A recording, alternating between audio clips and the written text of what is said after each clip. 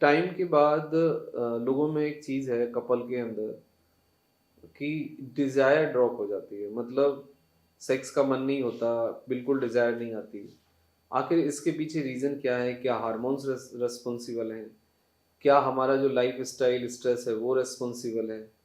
क्या हमारी जो डिज़ायर है उसको बूस्ट अप करने के लिए हमें कुछ एडिशनल चीज़ें चाहिए एक टाइम के बाद? ये सब चीज़ों को समझना होगा। और देखो, बहुत सारे लोग, मतलब मैंने देखा है कपल के अंदर एक चीज़ कि फीमेल को बहुत सेक्स डिज़ायर होती है, मेल को नहीं होती, या मेल को बहुत ज़्यादा सेक्स डिज़ायर रहती है, फीमेल को नहीं आती। और बहुत सारी फीमेल्स हैं जिनको कोई फीलिंग नहीं होती है, फिर भी वो सेक्स करती हैं। या बहुत सारे मेल होते हैं जिनको कोई डिज़ायर नहीं होती, वो एक मैकेनिकल सेक्स करते हैं। ये इसलिए सेक्स करते हैं कि भाई उनकी पार्टनर है और उससे सेक्स की ज़रूरत है। तो जब इस तरह की कंडीशंस रहेंगी तो देखो लेट एंड अर्ली आप इस तरह के रिश्तों में डिप्रेशन, घुटन, तनाव, परेशानी महसूस करेंगे, फ्रस्ट्रेशन महसूस करेंगे।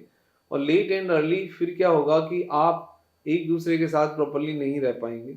किसी का एक्स्ट्रा मैरिटल अफेयर हो जाएगा, किसी का दोस्त बन जाएगा, कोई इंसान डिप्रेसिव हो जाएगा, या कोई इंसान दूसरी चीज़ों में बहुत ज़्यादा इन्वॉल्व हो जाएगा, कोई इंसान बहुत ज़्यादा मैकेनिकल वर्कोहॉलिक हो जाएगा।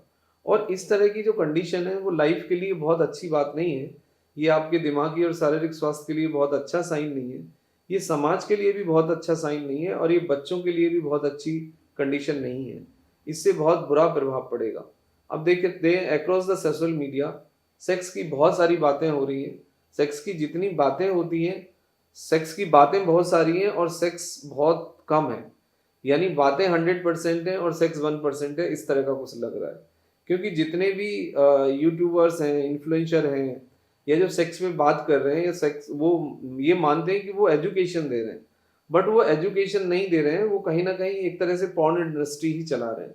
जब डॉक्टर ये कहेंगे कि भाई मैस्टरबेशन से कोई प्रॉब्लम नहीं होती, आप रोज मैस्टरबेशन करिए, जब डॉक्टर ये बोलेंगे कि पॉर्न देखिए, मैस्टरबेशन करिए, तो आप समझ सकते हैं कि डॉक्टर क्या मतलब सोसाइटी को दे रहे हैं।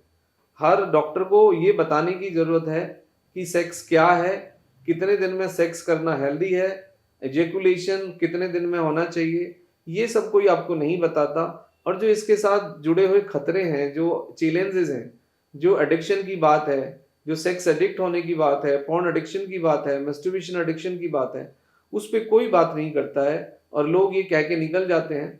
मैं देखो नाम नहीं लेना चाहता किसी का, बट कुछ फीमेल डॉक्टर हैं जो केवल हर प्लेटफॉर्म पे यही बोलती हैं, वो सर्टिफिकेट दे के आती हैं और कहीं ना कहीं स्टैंप लगा के आती हैं कि पॉर्न देखो, मैस्टरबेट करो, सेक्स करो, मैस्टरबेशन से कुछ नहीं होता। तो ये बात इतनी ज़्यादा वायरल हो जाती है कि लोग ये समझ बैठते हैं कि मैस्टरबेशन सेक्स नॉर्मल है, कितना ही करो, डेली लगे रहो, पॉर्न देखते रहो, कुछ नहीं होता उससे। और बहुत सारे पेशेंट हमारे साथ इतना आर्गुमेंट करते हैं कि जब मैं उनको बोलता हूँ कि भाई सेक्स एडिक्शन आपको हो गया है, या ये नॉर्मल नहीं है, ये बहुत ज़्यादा फ्रीक्वेंसी है, कुछ नहीं होता, तो उन डॉक्टर्स का नाम लेके एग्जाम्पल भी देते हैं कि वो डॉक्टर ऐसा कहती हैं, वो डॉक्टर ऐसा कहती हैं।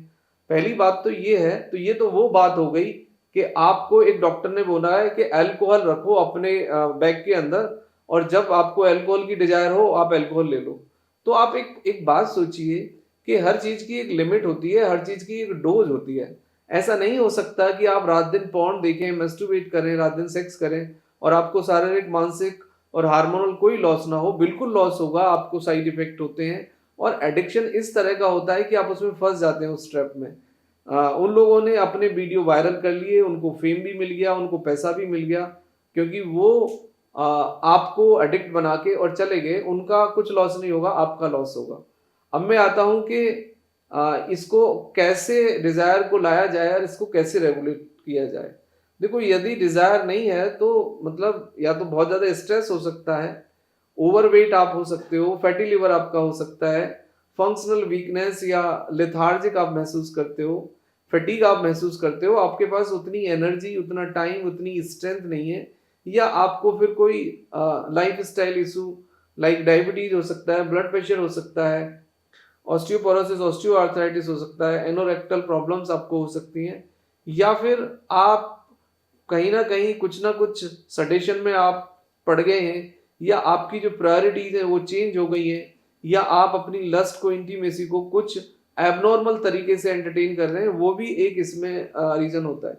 कुछ मेडिकेशन है, कुछ दर्द की दवाइयाँ, कुछ हार्मोन्स, कुछ स्टीरॉयडल मेडिसिन्स, ये आपकी सेक्स डिजायर को बिल्कुल मिनिमाइज कर देते हैं। स्मोक है, आपका आपका जो पार्टनर के साथ रिलेशनशिप है, कोई डिप्रेशन है, एंजाइटी है, मूड डिसऑर्डर है, गट हेल्थ का प्रॉब्लम है लाइक कॉन्स्टिपेशन है, इंडाइजेशन है, एनोरेक्टल प्रॉब्लम्स हैं, तो इन सब का एक कॉम्बिनेशन है कि आपकी डिजायर चली जाती है। या फीमेल्स में बच्चों की ज़्यादा चिंता है, मतलब कोई हार्मोनल इशू है, हाइपोथायराइडिज्म है, या कुछ दूसरे भी मूड डिसऑर्डर या पीसीओडी, पीसीओएस ये हो सकता है, या जॉइंट पेन है। तो इस तरह की चीज़ें हैं, इनको सबको समझना होगा और डिजायर लाने के लिए आपको टाइम गुजारना होगा। देखो टाइम है, यदि रेस्पेक्ट है, नीड है, तो डिजायर आ ही जाएगी। और जब आप इस पे बात करेंगे, इसको रेगुलेट करेंगे, दोबारा से स्टार्ट करेंगे, तो यू फील के सब चेंज हो गया है। अब इसका एक मेडिकल पार्ट भी है। नेचुरली बूस्ट अप करने के लिए आप थोड़ा सा अपने फूड में multivitamin, multi mineral, iron, calcium, ये सब का ध्यान दीजिए। थोड़ा सा अपने फूड के अंदर अच्छा न्यूट्रिशन लीजिए, फैट लीजिए और प्रोटीन लीजिए, फाइबर लीजिए और नेचुरल कोशिश करिए। सम ड्राई फ्रूट्स आप ऐड कर सकते हैं, फैट आप ऐड कर सकते हैं, फिश आप ऐड कर सकते हैं। और यदि कोई मतलब फंक्शनल वीकनेस है या फिर कोई सेकेंडरी इशू है तो आप, या कोई लाइफ स्टाइल इशू है तो आप उसको मेडिकली डील करिए। आपको इरेक्टाइल डिसफंक्शन है तो उसके लिए कुछ मेडिसिन दी जा सकती हैं। आपको प्री मैच्योर इजैकुलेशन है तो उसके लिए भी कुछ दवाइयाँ हैं। फीमेल्स में यदि मूड का इशू है तो शतावरी आयुर्वेदिक सिरप है वो दिया जा सकता है। तो there are some good things. और आप अपने खाने में उबले हुए चने हैं जैसे तिल, देसी घी में तिल फ्राई भून लें, गुड़ के साथ वो खा लें। थोड़ा सा आप मिल्क भी ले सकते हैं, दैट विल हेल्प। हनी आपको मदद कर सकता है, हनी मिल्क, जिंजर मिल्क आपको बूस्ट अप कर सकता है। कुछ टाइम आप हल्दी वाला दूध भी ले सकते हो। तो ये सब चीज़ें हैं, जैसे कि चुकंदर है, एप्पल है और आपका तरबूज है, वाटर मेलन है, तो ये सब शामिल कर सकते हैं। इनसे नेचुरली आपकी थ्रस्ट डिजायर डेवलप होती है। बट सबसे पहला जो काम आपको करना है कि आपको एक दूसरे को टाइम देना है, फोर प्ले बढ़ाना है और चीज़ों को दोबारा से रीडिस्कवर करना है।